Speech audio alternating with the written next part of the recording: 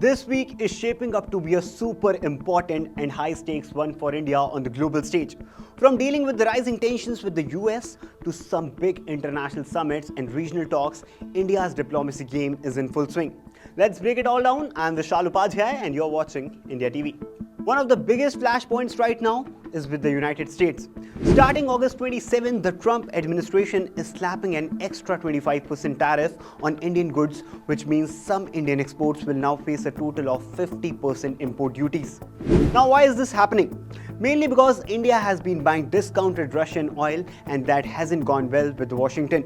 In fact, the US even cancelled planned trade talks that were supposed to happen this week. That's a big deal.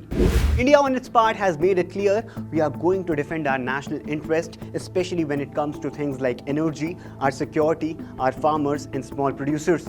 External Affairs Minister S. Jaishankar even said, "We have red lines we won't cross." And he's right. A country has the right to put its own needs first. Meanwhile, Indian diplomats are working overtime in Washington. Our ambassador there, Vinay Mohan Quatra, has been meeting US lawmakers non-stop, trying to keep communication lines open. So yes, India-US trade relations are under real pressure right now, and it will take some smart diplomacy to keep things from spiraling. In the middle of all this, the US has finally nominated a new ambassador to India, Sergio Gore, someone very close to President Trump. He's been involved in Trump's political campaigns and is now being given a dual role, ambassador to India and special envoy for South and Central Asia. Trump said he needs someone he can fully trust to handle such an important region, so clearly this appointment is a strategic one. Now here is another major update. PM Modi is visiting China on August 31 for the Shanghai Cooperation Organization Summit. This is his first visit to China since 2018 and it comes after years of tense relations, especially after the Galwan Valley clashes in 2020.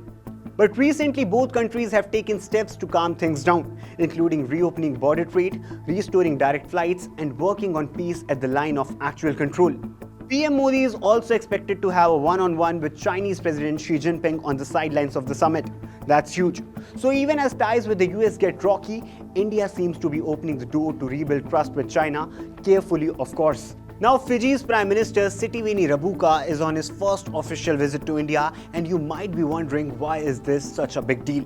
Fiji may be a small island nation, but it's located in the strategically important Indo-Pacific region, a region that's becoming the center of global geopolitics.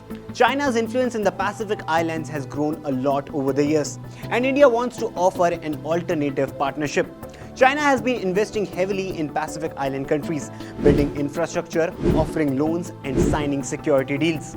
India wants to show that it too is a reliable partner, but one that supports countries without pushing them into debt traps or trying to control their policies.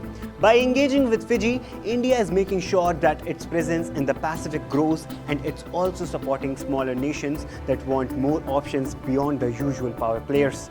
So what's India trying to do? In short, India is walking a very tricky diplomatic tightrope this week. On one side, we are dealing with tensions with the US. On the other hand, we are looking to reset ties with China, and all the while we are keeping our focus on the neighborhood and the global south. It's about balancing economic needs, regional stability, and global partnerships. And how India plays it this week could shape its position on the world stage in a big way. What are your thoughts on this? Let us know in the comments. Till then, keep watching India TV for all the latest updates.